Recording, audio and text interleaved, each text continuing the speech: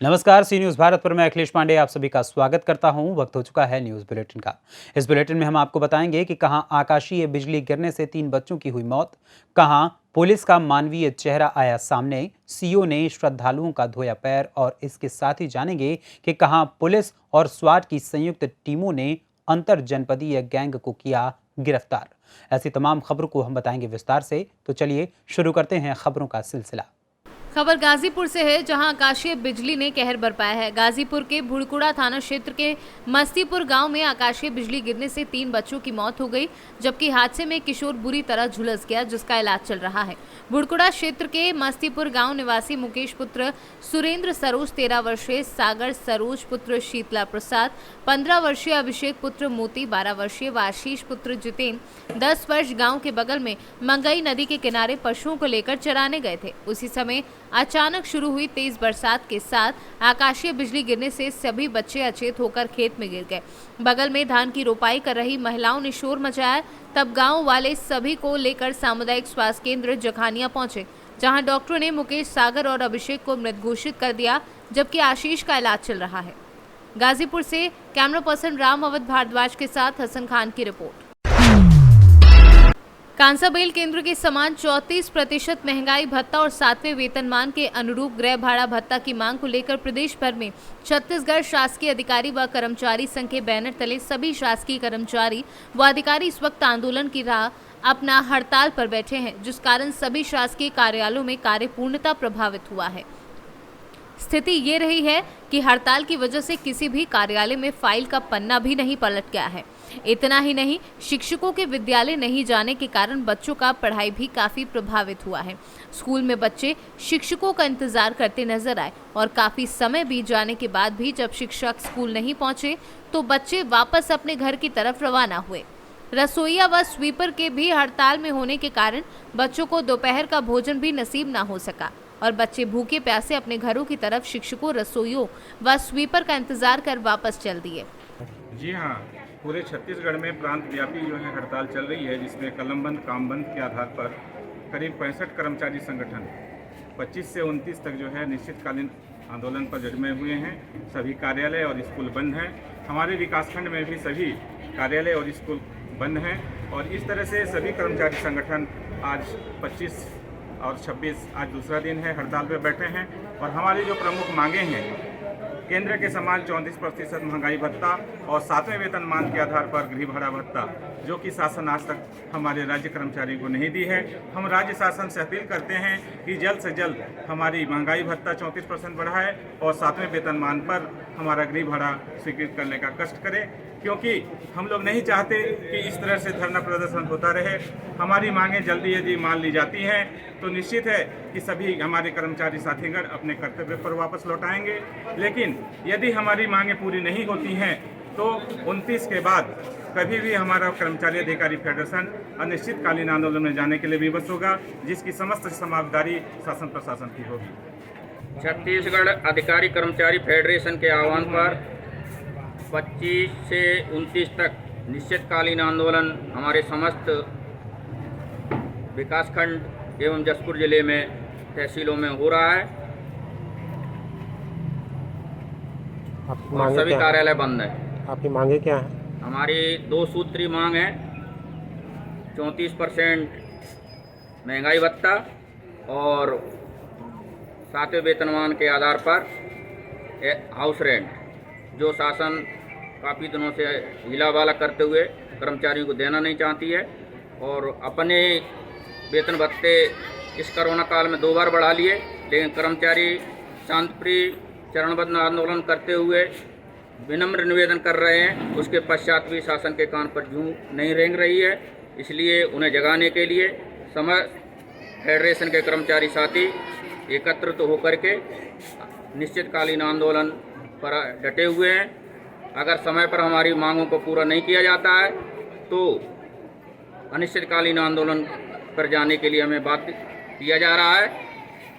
मैं छत्तीसगढ़ प्रदेश तीव्र कर्मचारी संघ फेडरेशन का अध्यक्ष आर.डी. शर्मा एवं विकासखंड स्तर पर हमारे सभी कर्मचारी फेडरेशन के अध्यक्ष यहाँ पर उपस्थित हैं, और उनके नेतृत्व में ये आंदोलन सुचारू रूप से किया जा रहा है। शांत प्रिय तरीके से हम लोग बैठे हुए हैं। जब तक हमारी मांगों को पूरा नहीं किया जाता है 29 तारीख तक, तब तक हम बैठे रहेंगे। यदि इसके बाद भी हमारी मांगें नहीं पूरी होती हैं तो हमें बाध्य होकर के अनिश्चितकालीन आंदोलन में जाने के लिए बाध्य होना पड़ेगा। जसपुर से सी न्यूज संवाददाता संतोष थवाइट की रिपोर्ट। महाराजगंज जनपद के निचलौल थाना क्षेत्र में स्थित मिनी बाबा धाम से मशहूर इटैया पंचमुखी शिव मंदिर में लाखों की संख्या में श्रद्धालु आ रहे हैं और दर्शन कर रहे हैं। वहीं इस बीच का एक वीडियो तेजी से वायरल हो रहा है जिसमें पुलिस क्षेत्राधिकारी सुनील दत्त दुबे का मानवीय चेहरा सामने आया है।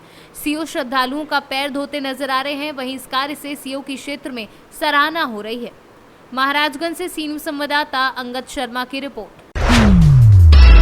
महाराजगंज जिले की नौतनवा पुलिस व स्वाट की संयुक्त टीम ने धोखाधड़ी कर ठगी करने वाले अंतर्राज्यीय गैंग के 5 सदस्यों को गिरफ्तार कर जेल भेज दिया है।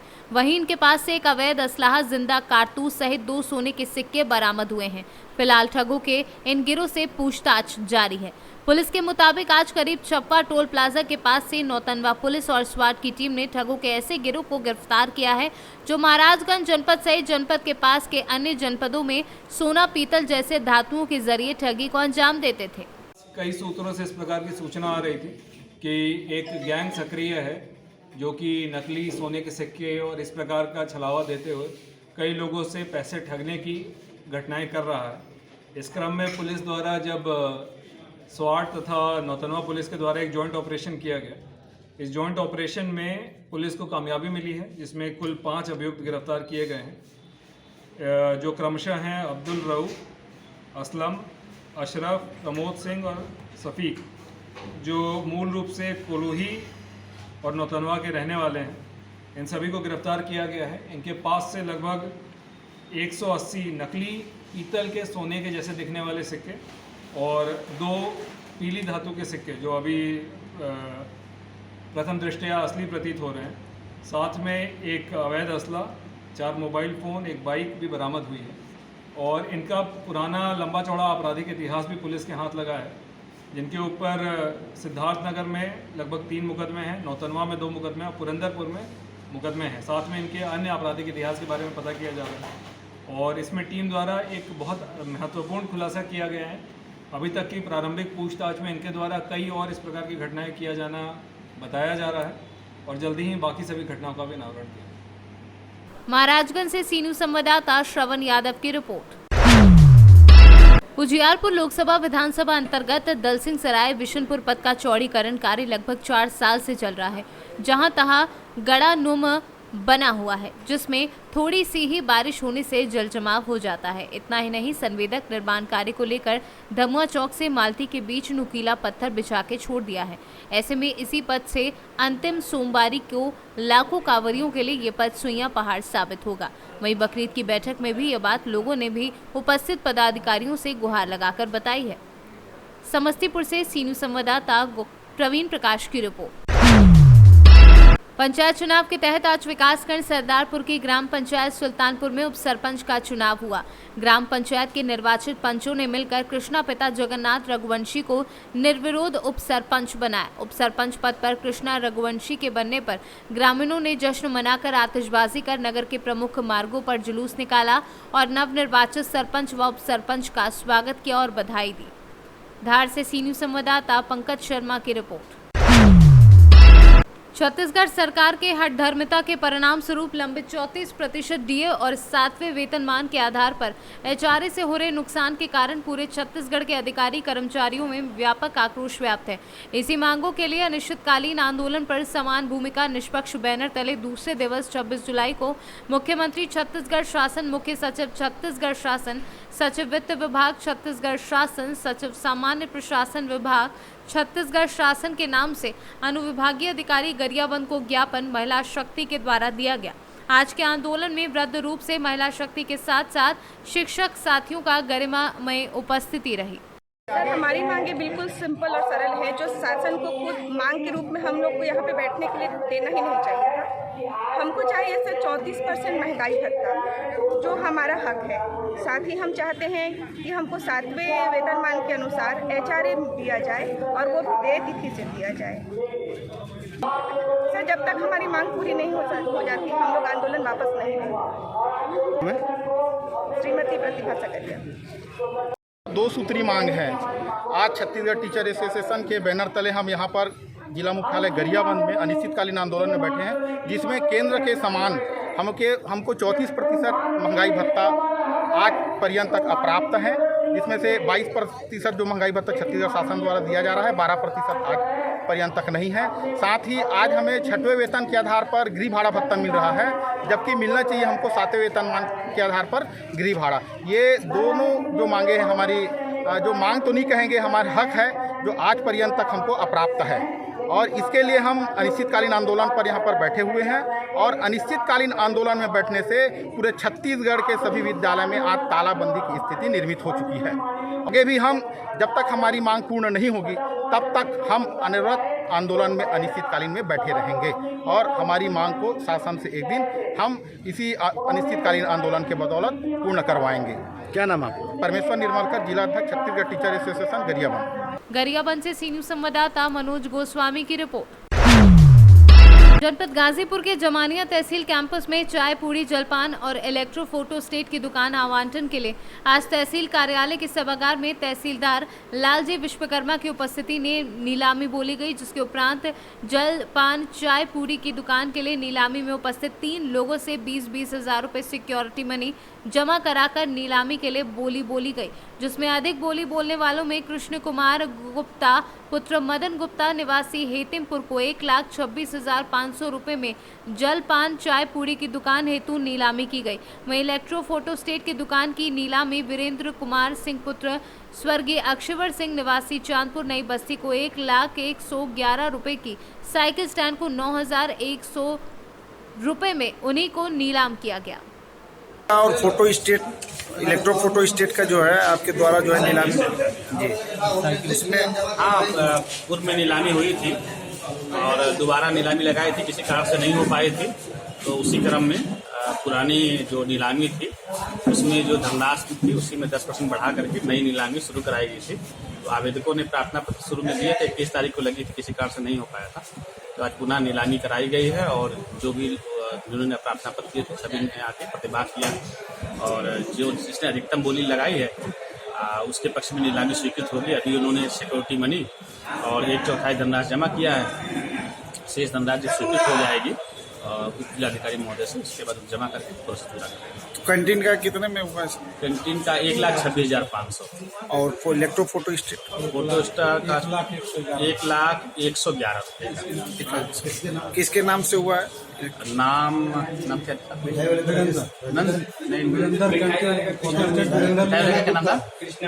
कृष्णा कुमार गुप्ता का मिठाई का मतलब कैंटीन का जी, और वीरेंद्र के नाम से cycle photo state Virendra Kumar का नाम से फोटो स्टेट। गाजीपुर से सी न्यूज संवाददाता रामू चौरसिया की रिपोर्ट। सावन के दूसरे सोमवार को धर्मनगरी कांसाबेल में आस्था के अलग अलग रंग देखने को मिले।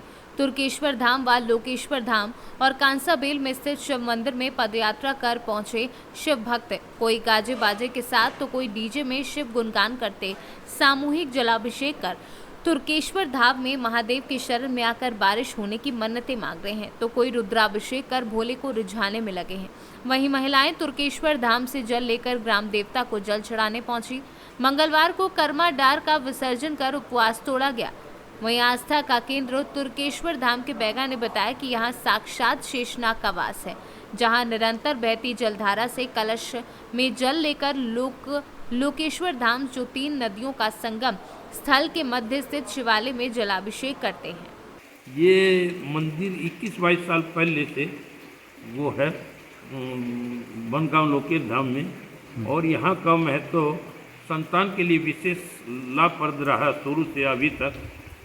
शुरू में दसमस्त पेंकरा जी के यहाँ शिव शंकर यही की मान्यता से हुए, और फिर अन्य भी यहाँ पर मैं जितने भी अभिषेक और जो भी पूजा पाठ करवाए हो उनकी सबकी मनोकामनाएं पूर्ण हुई है।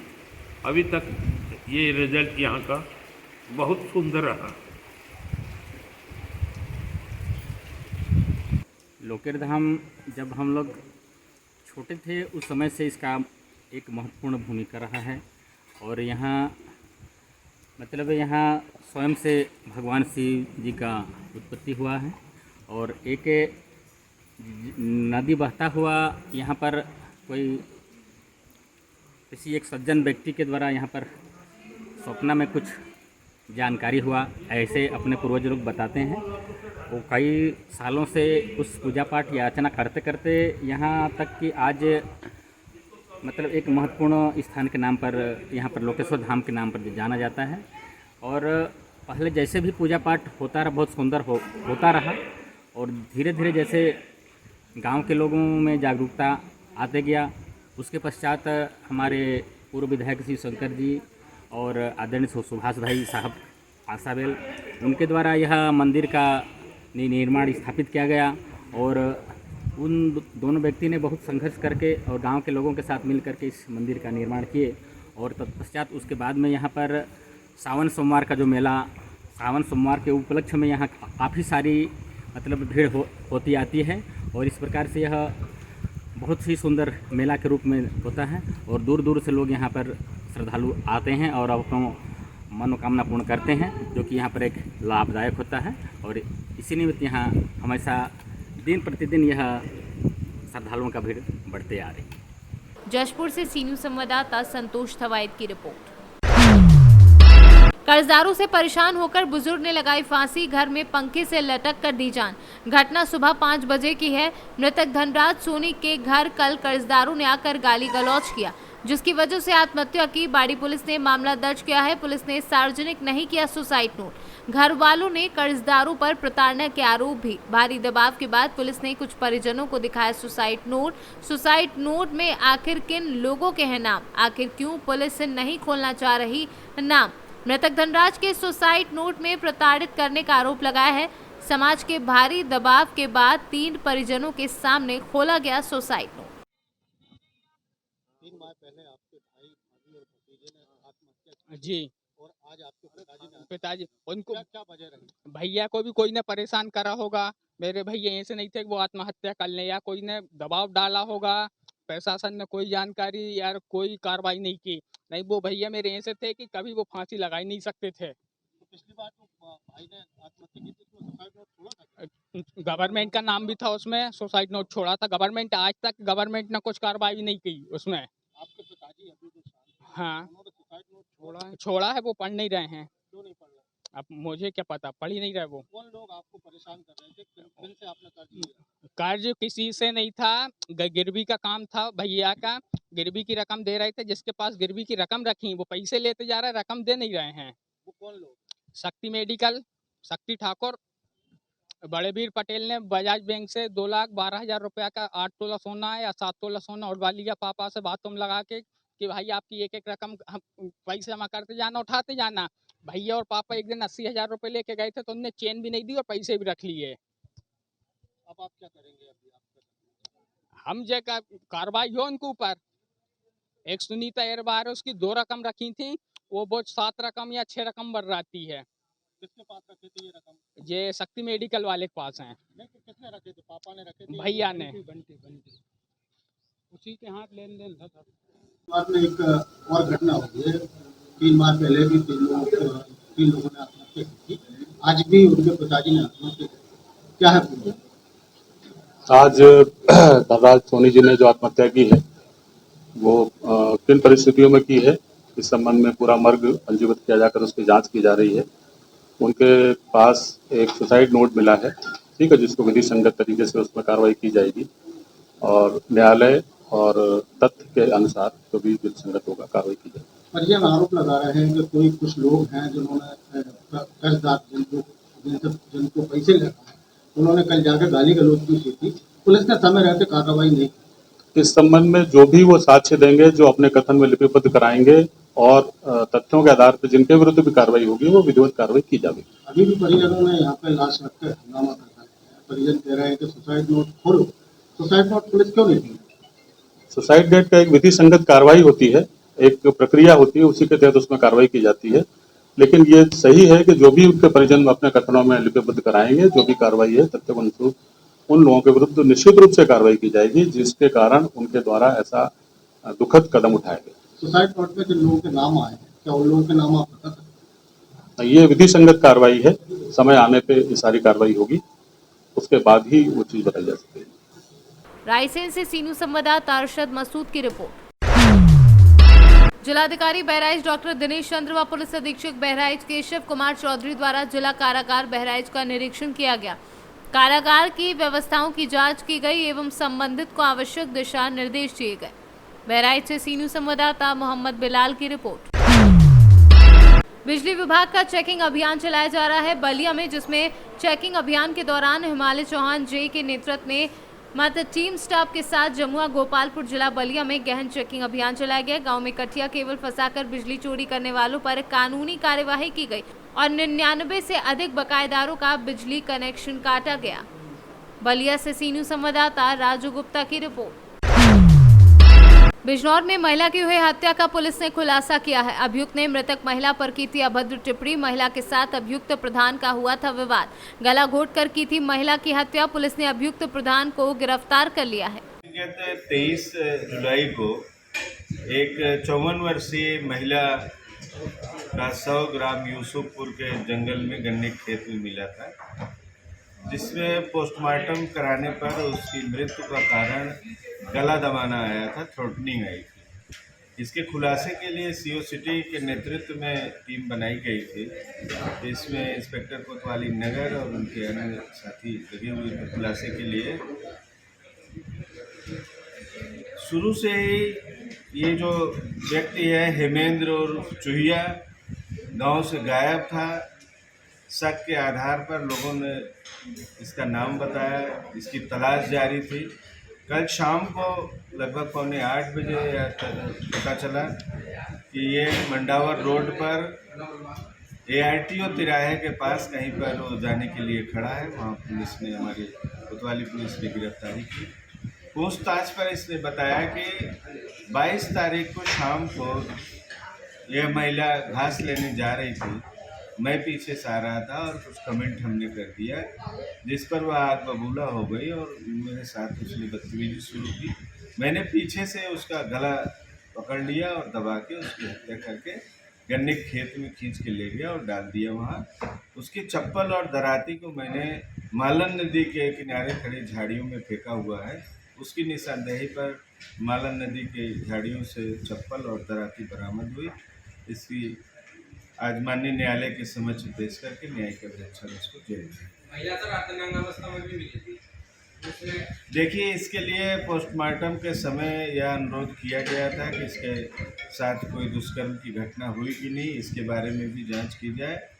पोस्टमार्टम रिपोर्ट में मैंने जैसा कि बताया कि केवल और केवल थ्रोटनिंग से इसकी मृत्यु होना पाया गया। अन्य कोई ऐसे लक्षण नहीं मिले जिससे कि कोई उसके साथ अप्रिय घटना होने की पुष्टि हो। बिजनौर से सीनू संवाददाता सलीम हाशमी के साथ मोहम्मद हिफजान की रिपोर्ट। बाराबंकी में अवैध रूप से प्राइवेट नर्सिंग होम अस्पतालों को राष्ट्रीय किसान मजदूर संगठन ने तहसीलदार को ज्ञापन सौंपा। ज्ञापन में तहसील क्षेत्र के गांव कस्बों में अवैध रूप से चल रहे अस्पतालों पर कार्यवाही की मांग की। अवैध रूप से संचालित हो रहा अस्पताल मरीजों से कर रहे धन उगाही। अवैध रूप से संचालित अस्पताल ना बंद होने पर धरने पर बैठेगा किसान यूनियन। तो आज आपने ज्ञापन दिया है, किस संबंध में दिया? ज्ञापन इस संबंध में दिया है जो तहसील सिरौली गौरपुर क्षेत्र के कस्बा बदोसराय में सिरौली रोड और सफदरगंज रोड पे अवैध रूप से जो हॉस्पिटल चल रहे हैं, जग्गामारी कर रहे हैं, जिनमें किसानों से बहुत अधिक धन उगाही की जाती है। आए दिन किसानों का शोषण होता है। स्वास्थ्य प्रशासन के कानों पे जू नहीं देंग रहा है, जिसको लेकर आज उप जिला अधिकारी महोदय को हमने ज्ञापन दिया है और एक अपनी बात कही है ज्ञापन के माध्यम से कि स्वास्थ्य विभाग सुधर जाए और अनदेखी न करे, जबकि माननीय राज्य मंत्री जी कह रहे हैं कि हमारे यहाँ सभी दवा उपलब्ध है और 100 शैय्या बेड हमारे यहाँ सिरौली गौरपुर हॉस्पिटल है। तब भी आज यहाँ से 2 किलोमीटर की दूरी पर लगभग 3, 4, 5 हॉस्पिटल जो बिना डॉक्टर झोला छाप डॉक्टरों द्वारा चलाए जा रहे हैं, बहुत अधिक धन उगाही की जा रही है। एक किसान से 20-25 हज़ार रुपए डिलीवरी के नाम पे ले लिए जाते हैं। एक किसान अगर सांस बढ़ गई है उससे 25 हज़ार रुपए ले लिया जाता है, जिसको राष्ट्रीय किसान मजदूर संगठन कतई बर्दाश्त नहीं करेगा। और अगर समय रहते स्वास्थ्य प्रशासन व तहसील प्रशासन के कानों पे जू न देगा तो एक बड़ा आंदोलन होगा, जिसकी जिम्मेदारी तहसील प्रशासन और स्वास्थ्य विभाग और जिलाधिकारी महोदय की होगी। बाराबंकी से सीनू संवाददाता विजय सिंह की रिपोर्ट।